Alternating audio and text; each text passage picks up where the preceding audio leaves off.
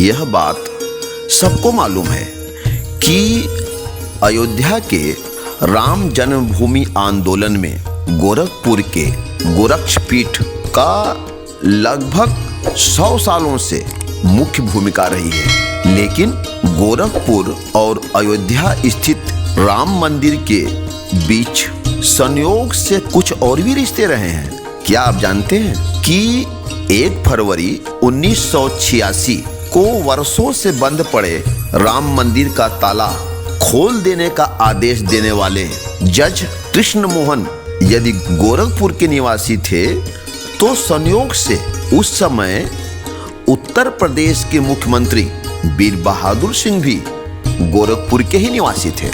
इसे विधि का विधान कहें या भगवान का चमत्कार कि रामलला के प्रकटीकरण के समय जो 2 रामदूत अयोध्या में विराजमान थे और जिन दोनों ने आंदोलन में अहम भूमिका निभाई, वे दोनों भी गोरखपुर के ही निवासी थे।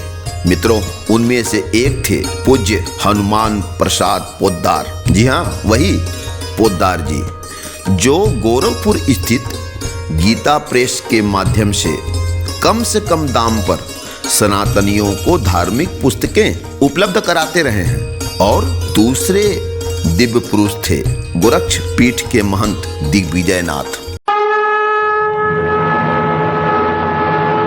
नमस्कार मित्रों, आपका स्वागत है। आज की कड़ी में हम आपको कुछ ऐसी जानकारियां देने जा रहे हैं जो नई पीढ़ी को भी जानना अति जरूरी है। मित्रों, राम जन्मभूमि पर रामलला की मंदिर पुनः बने, इसके लिए छिटपुट संघर्ष हमेशा से होते रहे हैं। बात चाहे मुगल काल से लेकर ब्रिटिश काल के गुलामी का दौर हो या आजाद भारत का करीब 500 सालों का कालखंड इसका प्रमाण है। इन सारे संघर्षों और इसके लिए खुद को बलिदान देने वालों की दस्तावेजी सबूत भी हैं। लेकिन आजादी के बाद जन्म स्थल पर पुनः मंदिर बने, इस लक्ष्य के लिए पहली बार रणनीति के रूप में संगठित स्वरूप और एक व्यापक आधार देने का श्रेय गोरखपुर स्थित गोरक्षपीठ के उस समय के वर्तमान पीठाधीश्वर मुख्यमंत्री योगी आदित्यनाथ के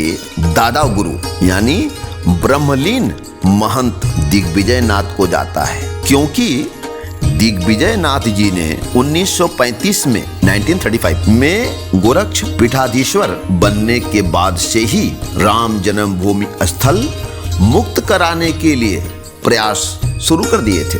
राम जन्मभूमि आंदोलन में भाग लेने के लिए उन्होंने अयोध्या के सभी अलग अलग मठों के साधु संतों को एकजुट करने के साथ ही जातियों में बटे हिंदुओं को भी एकजुट कर दिए थे। मित्रों, सन 1949 के 22-23 दिसंबर को प्रभु श्री रामलला के विग्रह के प्रगटीकरण से 9 दिन पहले से ही महंत दिग्विजयनाथ के नेतृत्व में अखंड रामायण के पाठ का आयोजन शुरू हो चुका था और रामलला के प्राकट्य के समय महंत श्री वहीं मौजूद भी थे। भगवान राम के विग्रह के प्रकट होने के बाद मामला अदालत पहुंचा तो विवादित स्थल पर भले ही ताला जड़ दिया गया था, लेकिन पहली बार वहाँ पुजारियों को दैनिक पूजन की अनुमति भी मिल गई थी। यानी इसको अगर दूसरे शब्दों में कहा जाए तो यह महंत दिग्विजयनाथ के कठिन मेहनत का प्रतिफल था। राम जन्मभूमि आंदोलन को सशक्त नई दिशा देने वाले महंत दिग्विजयनाथ 1969 में महा समाधि ले लिए थे। गौर करने वाली बात यह भी है कि यह काल वह समय था जब आजादी हमें नया ही मिला हुआ था। इस समय स्थिति यह थी कि चारों ओर कांग्रेस की आंधी चल रही थी और यह वह काल भी था जब लोगों में खुद को धर्मनिरपेक्ष बनने की होड़ मची हुई थी। समय ऐसा था कि इस समय हिंदू और हिंदुत्व की बात करने का मतलब अराष्ट्रीय होना था, माने देश विरोधी।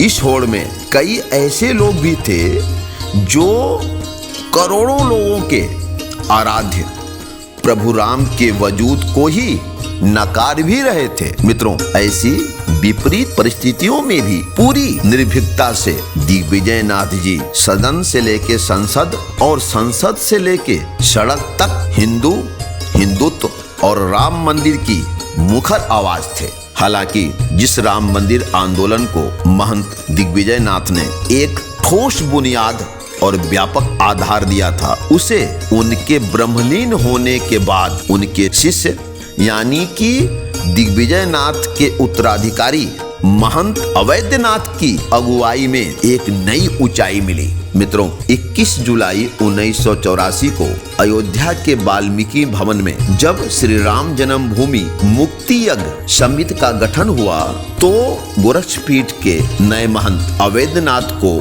समवेत स्वर में अध्यक्ष चुना गया था और अवैधनाथ के नेतृत्व के दौरान देश में ऐसे आंदोलन का उदय हुआ जिसने देश का सामाजिक और राजनीतिक समीकरण को ही बदल दिया था। कहते हैं कि आजाद भारत का यह एक ऐसा आंदोलन था जो सबसे बड़ा और सबसे प्रभावशाली आंदोलन बन गया था। मित्रों, महंत अवैधनाथ भी ताउम्र सड़क से लेकर संसद तक अयोध्या में दिव्य और भव्य मंदिर बनाने की आवाज बने रहे। इनका भी एकमात्र यही सपना बन गया था कि उनके जीते जी राम जन्मभूमि स्थल पर ही रामलला का मंदिर बने। मित्रों, आज भले ही वे अब ब्रह्मलीन हो चुके हैं, परंतु उनके उत्तराधिकारी और सुयोग्य शिष्य महंत योगी आदित्यनाथ के देखरेख में अब 22 जनवरी 1924 को प्राण प्रतिष्ठा समारोह को देख उनकी भी आत्मा